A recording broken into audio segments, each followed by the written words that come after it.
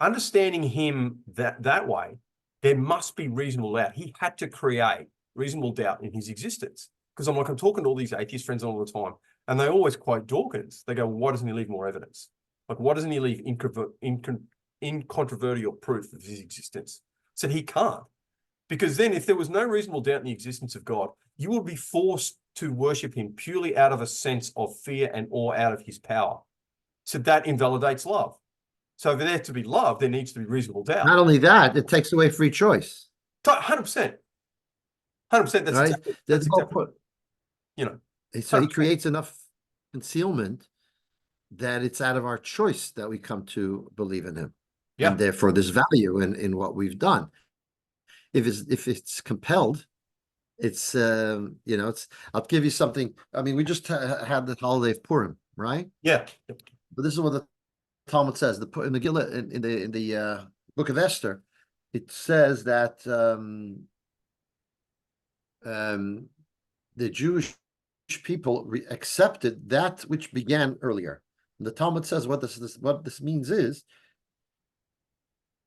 that when God revealed himself during Revelation, gave us the Torah, gave us the law, he picked the Mount Sinai, right? He picked it up and put it over our heads like a canopy.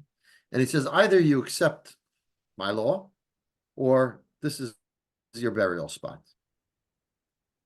And so therefore, so we said, oh yeah, sure, of course, we'll accept it. So that creates a great caveat on our acceptance. We're forced into it. So let me explain. So the Hasidic masters explain it this way. It doesn't mean he physically picked a mountain over our heads and said that. Yeah. Mountain comes from is a protrusion, right? Mountain is a protrusion out of the earth. That represents love. Love is a protrusion out of the heart. Yeah. God showered us with so much love that we couldn't say no. So then that is actually a little bit of a problem, because if the reason we didn't say no is because we were forced, not even if it wasn't a force, you have to, you better, but it was a force of love, it's still a force. It's still not coming from within us, right? You get that? Yeah, 100%. Makes sense. So therefore, the holiday of Purim is when, even as there was this decree and the Jewish people were concerned about their existence, nevertheless they stood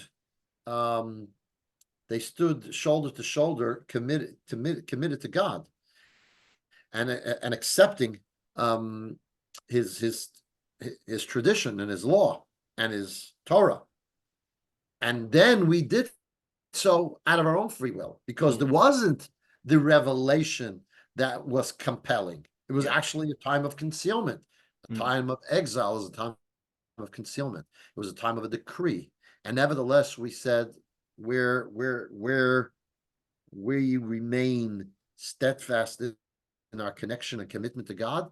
That, says the Talmud, is when the Torah was really received. That's when we really took it on, right? Because it came from our free choice. So that's a central pillar of our theology, that there must be free choice. And if there's going to be free choice, there cannot be God can't make himself so obvious as to take away our choice. Yeah, irresistible. It can't be an irresistible force in any sense. So it's not just like too much information.